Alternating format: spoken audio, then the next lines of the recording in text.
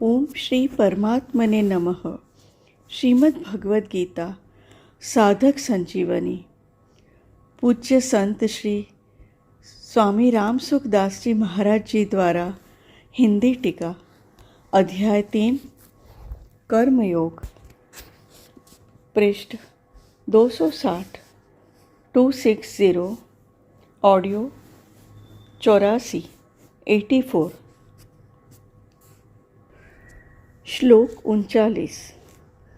आवृतं ज्ञानमेतेन ज्ञानिनो नित्यवैरिणा कामरूपेण कौन्तेय दुष्पुरेणानलेन च। हे कुंती नंदन, इस अग्नि के समान कभी तृप्त न होने वाले और विवेकियों के कामना रूप नित्य वैरी के द्वारा मनुष्य का विवेक ढका हुआ है। व्याख्या। एतेन 37वें श्लोक में भगवान ने पाप करवाने में मुख्य कारण काम अर्थात कामनाओं को बताया था। उसी कामना के लिए यहाँ एतेन पद आया है। दुष्पुरेणा नलेन च, जैसे अग्नि में घी की सुहाती सुहाती अर्थात अनुकूल आहुति देते रहने से अग्नि कभी तृप्त नहीं होती, प्रत्युत बढ़ती ही रहती है। ऐसे ही कामना के अनुकूल भोग भोगते रहने से कामना कभी तृप्त नहीं होती, प्रत्युत अधिकाधिक बढ़ती ही रहती है। जो भी वस्तु सामने आती रहती है, कामना अग्नि की तरह उसे खाती रहती है। भोग और संग्रह की कामना कभी पूरी होती ही नहीं। जितने ही भोग पदार्थ मिलते हैं, उतनी ही उनकी भूख बढ़ती है, कारण कि कामना जड़ की ही होती है। इसलिए जड़ के संबंध से वह कभी मिटती नहीं, प्रत्युत अधिकाधिक बढ़ती है। सुंदर दास जी लिखते हैं, जो 10 20 50 भये सत, होई हजार तो लाख मंगेगी। कोटि अरब खरब असंख्य, पृथ्वीपति होने की चाह जगेगी। स्वर्ग पताल को राज करो, तृष्णा अघ की अति आग लगेगी। सुंदर एक संतोष बिना सठ, तेरी तो भूख कभी न भगेगी। जैसे 100 रुपये मिलने पर 1000 रुपयों की भूख पैदा होती है, तो इससे सिद्ध हुआ कि 900 रुपये का घाटा हुआ है। 1000 रुपये मिलने पर फिर सीधे 10,000 रुपयों की भूख पैदा हो जाती है, तो यह 9,000 रुपयों का घाटा हुआ है। 10,000 रुपये मिलने पर फिर सीधे 1,00,000 रुपयों की भूख पैदा हो जाती है, तो यह 90,000 रुपयों का घाटा हुआ है।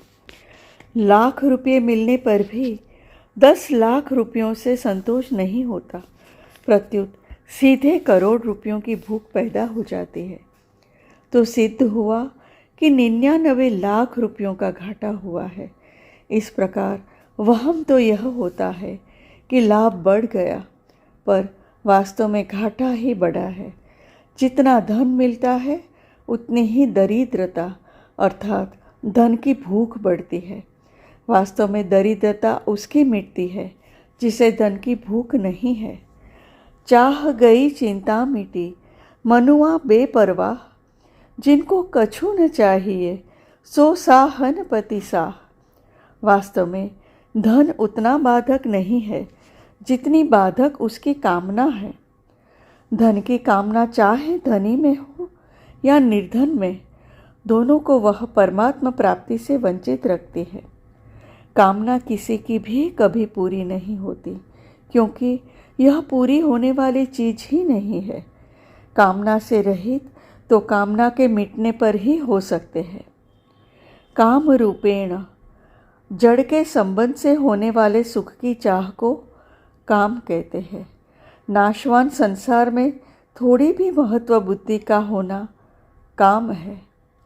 अप्राप्त को प्राप्त करने की चाह कामना है। अंतःकरण में जो अनेक सूक्ष्म कामनाएं दबी रहती हैं, उनको वासना कहते हैं। वस्तुओं की आवश्यकता प्रतीत होना स्पृहा है। वस्तु में उत्तमता और प्रियता दिखना आसक्ति है। वस्तु मिलने की संभावना रखना आशा है, और अधिक वस्तु मिल जाए यह लोभ या तृष्णा है। वस्तु की इच्छा अधिक बढ़ने पर याचना होती है। ये सभी काम के ही रूप है। ज्ञानिनो नित्य वैरिणा, यहाँ ज्ञानिनः पद साधन में लगे हुए विवेकशील साधकों के लिए आया है, कारण कि विवेकशील साधक ही इस काम रूप वैरी को पहचानता है और उसका नाश करता है। साधन न करने वाले दूसरे लोग तो इसे पहचानते ही नहीं, प्रत्युत इसे सुखदायी समझते हैं। भगवान कहते हैं कि यह काम विवेकशील साधकों का नित्य वैरी है। कामना उत्पन्न होते ही विवेकशील साधक को विचार आता है कि अब कोई न कोई आफत आएगी। कामना में संसार का महत्व और आश्रय रहता है, जो पारमार्थिक मार्ग में महान बाधक है। विवेकी साधक को कामना आरंभ से ही चुभती रहती है। परिणाम में तो कामना सबको दुख देती ही है, इसलिए यह साधक की नित्य निरंतर वैरी है। भोगों में लगे हुए अज्ञानियों को यह कामना मित्र के समान मालूम देती है, क्योंकि कामना के कारण ही भोगों में सुख प्रतीत होता है। कामना न हो तो भोग पदार्थ सुख नहीं दे सकते, परंतु परिणाम में उन्हें दुख, संताप, कैद, नरक आदि प्राप्त होते ही है।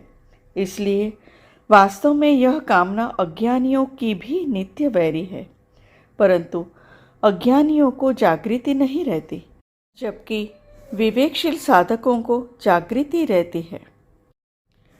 आवृतम ज्ञानम, विवेक प्राणी मात्र में है।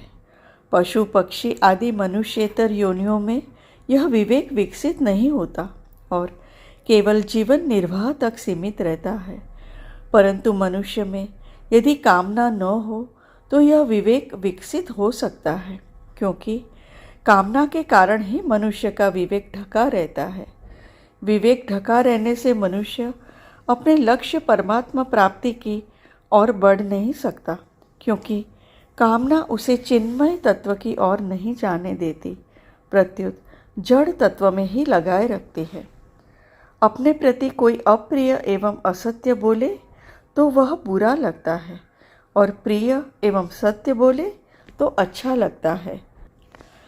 इसका अर्थ यह हुआ कि अच्छे बुरे, सद्गुण दुर्गुण, कर्तव्य अकर्तव्य आदि का ज्ञान अर्थात विवेक सभी मनुष्यों में रहता है, परंतु ऐसा होने पर भी वह अप्रिय और असत्य बोलता है, अपने कर्तव्य का पालन नहीं करता। तो उसका कारण यही है कि कामना ने उसका विवेक ढक दिया है। कामना के कारण ही त्याग में सुख है, यह ज्ञान काम नहीं करता। मनुष्य को प्रतीत तो ऐसा होता है कि अनुकूल भोग पदार्थ के मिलने से सुख होता है, पर वास्तव में सुख उसके त्याग से होता है। यह सभी का अनुभव है कि जागृत और स्वप्न में भोग पदार्थों से संबंध रहने पर सुख और दुख दोनों होते हैं, पर सुषुप्ति अर्थात गाढ़ निद्रा में भोग पदार्थों की किंचित भी स्मृति न रहने पर सुख ही होता है, दुख नहीं। इसलिए गाढ़ निद्रा से जागने पर वह कहता है कि मैं बड़े सुख से सोया। इसके सिवाय जागृत और स्वप्न से थकावट आती है, जबकि सुषुप्ति से थकावट दूर होती है और ताजगी आती है। इससे सिद्ध होता है कि भोग पदार्थों के त्याग में ही सुख है। धन की कामना होते ही धन मन के द्वारा पकड़ा जाता है। जब बाहर से धन प्राप्त हो जाता है तब मन से पकड़े हुए धन का त्याग हो जाता है और सुख की प्रतीति होती है। अतः वास्तव में सुख की प्रतीति बाहर से धन मिलने पर नहीं हुई, प्रत्युत मन से पकड़े हुए धन के त्याग से ही हुई है। यदि धन के मिलने से ही सुख होता तो उस धन के रहते हुए कभी दुख नहीं आता, परंतु उस धन के रहते हुए भी दुख आ जाता है। जब मनुष्य किसी वस्तु की कामना करता है तब वह पराधीन हो जाता है। जैसे उसके मन में घड़ी की कामना पैदा हुई। कामना पैदा होते ही उसको घड़ी के अभाव का दुख होने लगता है। तो यह घड़ी की पराधीनता है। वह सोचता है कि यदि रुपये मिल जाए तो अभी घड़ी खरीद लूं, अर्थात रुपयों के होने से अपने को स्वाधीन और न होने से अपने को पराधीन मानता है। यह मान्यता बिल्कुल गलत है। वास्तव में रुपये मिलने पर घड़ी की पराधीनता तो नहीं रही, पर रुपयों की पराधीनता तो हो ही गई, क्योंकि रुपये भी पर है, स्व नहीं। जैसे वह वस्तु के पराधीन हुआ, ऐसे ही रुपयों की कामना होने से रुपयों के पराधीन हुआ। पराधीनता तो वैसी की वैसी ही रही, परंतु कामना से विवेक ढका जाने के कारण मनुष्य को वस्तु की पराधीनता का तो अनुभव होता है, पर रुपयों की पराधीनता का अनुभव नहीं होता। प्रत्युत रुपयों के कारण वह स्वाधीनता का अनुभव करता है। जो पराधीनता स्वाधीनता के रूप में दिखाई देती है, उस पराधीनता से छूटना बड़ा कठिन होता है। संसार मात्र क्षणभंगुर है। शरीर, धन, जमीन, मकान आदि जितनी भी सांसारिक वस्तुएं हैं, वे सब की सब प्रतिक्षण विनाश की ओर जा रही है और हमारे से वियुक्त भी हो रही है, परंतु भोगते समय उनकी क्षणभंगुरता का ज्ञान नहीं रहता। पदार्थ को नित्य और स्थिर माने बिना सुख भोग हो ही नहीं सकता। साधारण मनुष्यों की तो बात ही क्या है।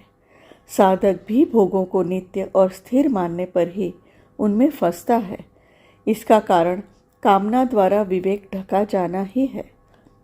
विशेष बात, मनुष्य को सदा के लिए महान बनाने के उद्देश्य से भगवान कामना को नित्य वैरी बताकर उससे बचने के लिए सावधान करते हैं, क्योंकि कामना ही संपूर्ण पापों और दुखों का कारण है। एक मनुष्य अपनी स्त्री को ढूंढ रहा था। लोगों ने पूछा, तुम्हारी स्त्री का नाम क्या है? उसने कहा, फजीती। फिर पूछा कि तुम्हारा नाम क्या है?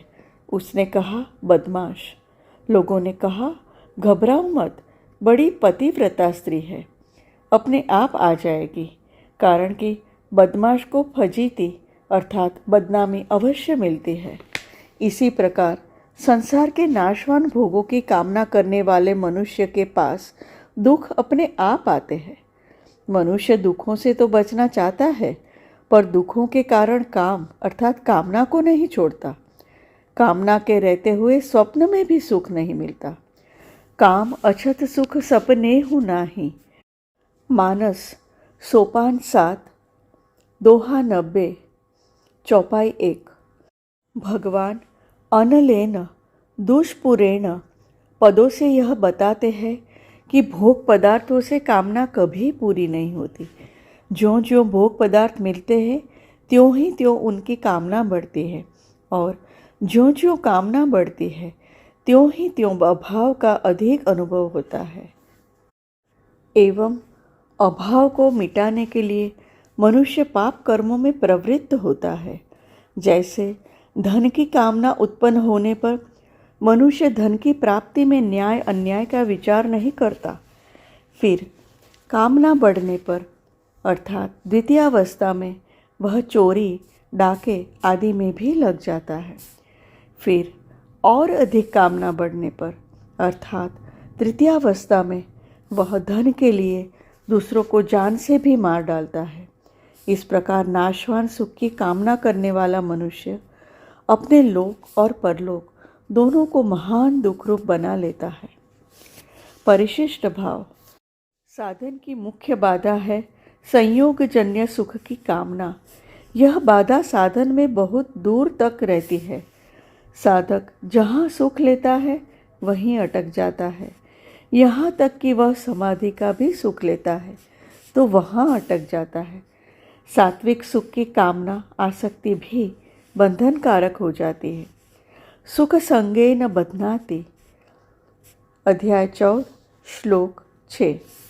इसलिए यहाँ भगवान ने संयोगजन्य सुख की कामना को विवेकी साधकों का नित्य वैरी बताया है। न तेषु रमते बुधः। अध्याय 5 श्लोक 22। दुःखमेव सर्वं विवेकिनः। योग दर्शन अध्याय 2 श्लोक 15। हरि ओम।